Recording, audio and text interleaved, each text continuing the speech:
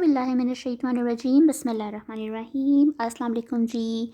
तो दुआ के साथ आगाज़ करते हैं अपने काम का। अल्लाहुम्मा इन्नी अस्अलुका इल्मन नाफ़िअन व रिज़्क़न तय्यबन व अमलन मुतक़ब्बलन आमीन। अच्छा, अब हमने क्या करना है, ये केमिस्ट्री का मॉडल पेपर है जो कि फेडरल बोर्ड की वेबसाइट से डाउनलोड किया गया है। ठीक है, तो आप ये देख लें कि सेक्शन ए है, उसमें 4 प्रैक्टिकल हैं। सेक्शन बी में, ये केमिस्ट्री क्लास 10th का है, और सेक्शन बी में 7 प्रैक्टिकल हैं। ये जो सेक्शन बी के 7 प्रैक्टिकल हैं, इसमें से 4 नंबर का पेपर बनेगा। इस सिलसिले में मैंने 5 प्रैक्टिकल्स की आपको तैयारी करवा दी है। ठीक है, और आपको ये भी बता दिया है कि उसमें पीबीए में कौन कौन से क्वेश्चन आ सकते हैं। आपको ऑपरेटर्स लेबल करने के लिए आ सकता है, या आपको किसी भी तरह से वो दे सकते हैं, कोई मसला नहीं है। आपको जस्ट पता होना चाहिए कि आपने क्या प्रैक्टिकल परफॉर्म किया और उसका क्या रिजल्ट निकल रहा है। ठीक है, तो आज देख लेते हैं सेक्शन बी का हमने छठा प्रैक्टिकल यानी कि 6 करना है। हमने क्या करना है, आइडेंटिफाई कार्बोक्सिलिक एसिड। हमने कार्बोक्सिलिक एसिड को आइडेंटिफाई करना है। किस तरह? Using sodium carbonate. ठीक है, हमने सोडियम कार्बोनेट टेस्ट के ज़रिए किसको आइडेंटिफाई करना है? कार्बोक्सिलिक एसिड को। ठीक, सबसे पहले तो कार्बोक्सिलिक एसिड क्या होते हैं? कार्बोक्सिलिक एसिड ये होते हैं, दिस इज, ठीक है, ये फंक्शनल ग्रुप यहाँ आर, ये आर यहाँ एच भी हो सकता है, ये एच भी हो सकता है, और अल्काइल ग्रुप आर भी हो सकता है। ठीक है, अगर फ़र्ज़ करें ये आपका सिंपल जो है ना, ये जो मैंने अभी लिखा है, ये आपका कार्बोक्सिलिक एसिड का फंक्शनल ग्रुप है। ठीक है, अगर मैं यहाँ H लिख दूँ तो भी कार्बोक्सिलिक एसिड है। क्यों? क्योंकि ये सबसे सिंपल कार्बोक्सिलिक एसिड बन जाएगा जिसमें जस्ट 1 कार्बन आ रही है, इट इज़ फॉर्मिक एसिड, और ये चूंटियों में पाया जाता है, रेड कलर की। ठीक है, और फ़र्ज़ करें कि मैं यहाँ पर एक और अल्काइल ग्रुप लगा देती हूँ, यानी कि कार्बन लगा के CH3 कर देती हूँ, तो अब इसमें 2 कार्बन आ गई, तो अब इसका नाम है एसिटिक एसिड, और आप इसको इथेनॉइक एसिड भी कह सकते हैं। ठीक है, ठीक है, और फॉर्मिक एसिड को आप मिथेनॉइक एसिड भी कह सकते हैं, ये तो आप सब ने पढ़ा होगा। ठीक, तो ये तो हो गया कार्बोक्सिलिक एसिड क्या होते हैं। ठीक है, अच्छा, अब क्या करें, थोड़ा सा पेन का कलर भी चेंज करें ना, बोर हो गए लिख लिख के ऑरेंज से। अच्छा, अब कार्बोक्सिलिक एसिड तो हो गए, अब कार्बोक्सिलिक एसिड को हमने आइडेंटिफाई करना है, क्या यूज़ करते हुए? Sodium carbonate. सोडियम कार्बोनेट को हम वॉशिंग सोडा भी कहते हैं। ठीक है, तो याद रखें कि जब भी किसी भी कार्बोक्सिलिक, अब मैं यहाँ फॉर्मिक या एसिटिक एसिड नहीं लिखूँगी, ठीक है, किसी भी कार्बोक्सिलिक एसिड में अगर आप इसको डालेंगे तो मुझे नहीं पता कि और प्रोडक्ट क्या बनेगी, लेकिन एक चीज़ जो रिलीज़ होनी है वो आपकी कार्बन डाइऑक्साइड यानी CO2 गैस होनी है हर हाल में। ठीक, तो बहुत आसान हो जाएगा कि अगर हम किसी भी सैंपल में Na2O3 को हम मिक्स करें।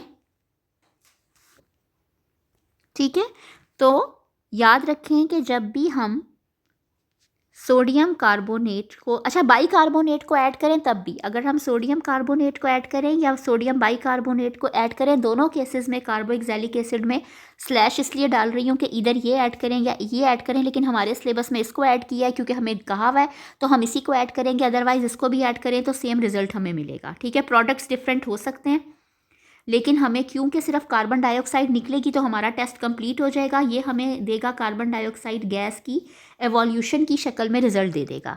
तो अब सिर्फ हमें ये चेक करना पड़ेगा कि भाई हमारी जो गैस निकली है वो कार्बन डाइऑक्साइड है या कोई और है। हो सकता है हाइड्रोजन निकले, हो सकता है ऑक्सीजन निकले, कुछ भी हो सकता है, हो सकता है वाटर निकले गैस की फॉर्म में एवेपोरेट होकर, हमें नहीं पता। अब कार्बन डाइऑक्साइड को चेक करने का तरीका क्या है? कार्बन डाइऑक्साइड को चेक करने का तरीका बहुत मज़े का है, वो हम अभी करते हैं। पहले मैं आपको अब जस्ट आपकी प्रैक्टिकल नोटबुक पे लेके चलती हूँ। ये देखें जी, ये आपकी प्रैक्टिकल नोटबुक है, इस पे आपको नज़र आ रहा होगा, और यहाँ पर आपको ऑपरेटर्स भी नज़र आ रहा होगा, केमिकल्स भी नज़र आ रहे होंगे, और यहाँ पर आपको मैं एक बहुत बहुत बहुत इंपॉर्टेंट चीज़ बताने लगी हूँ, स्लेट लाइम और लाइम वाटर का डिफरेंस। ठीक है, तो अभी नहीं बता रही, बाद में बताऊँगी, लेकिन बहुत ध्यान से सुने। सबसे पहले हम ऑपरेटर्स देख लेते हैं। अपरेटस क्या है? अपरेटस ये है भाई, पहले जस्ट केमिकल देख लें। आपने एसिटिक एसिड यूज़ करना है, आप फॉर्मिक एसिड भी कर सकते हैं, मसला नहीं है, लेकिन लेबॉर्ट्रीज़ में एसिटिक एसिड आसानी से अवेलेबल होता है। दोनों कार्बोक्सिलिक एसिड है, मसला नहीं है। आपने सोडियम सॉलिड कार्बोनेट यानी इसके क्रिस्टल्स जिस भी फॉर्म में आपको अवेलेबल हो, डिस्टिल वाटर लेना है और लाइम वाटर लेना है। अब स्लेट लाइम भी होता है, लाइम वाटर भी होता है, दोनों का फार्मूला एक ही होता है, लेकिन फ़र्क क्या है? ठीक है, अब देखें फ़र्क क्या है, पहले ये सीख लें।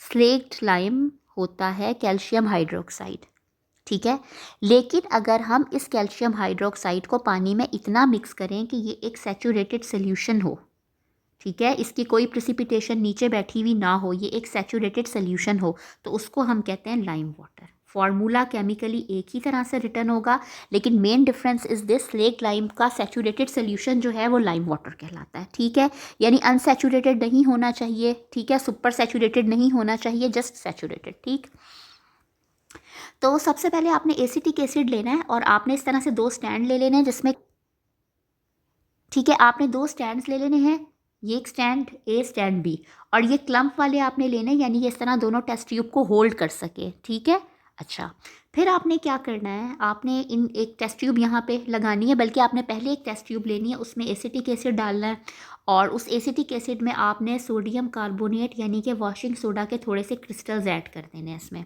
ठीक, अच्छा, फिर आपने क्या करना है, आपने उसको ऐसे यहाँ पर स्टैंड पर क्लम्प पे लगा देना है। ठीक है, अब इसमें से ऑफ कोर्स के रिएक्शन होगा और कार्बन डाइऑक्साइड निकलेगी, क्योंकि एसिटिक एसिड कार्बोक्सिलिक एसिड है।